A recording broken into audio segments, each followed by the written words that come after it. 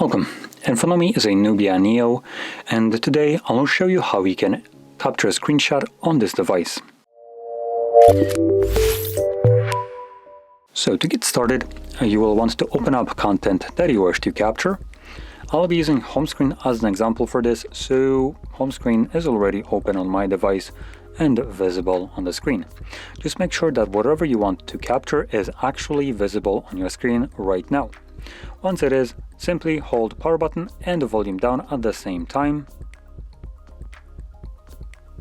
You'll have the flash along with the pop-up with share and scroll screenshot option.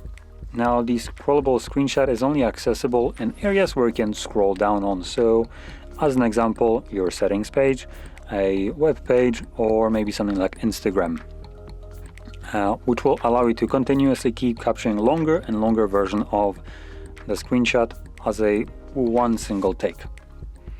In any case, once you have captured your screenshot, you can find it in your Photos application, and you can then navigate to Library and Screenshots, in which you'll find all the screenshots that you've captured over the time.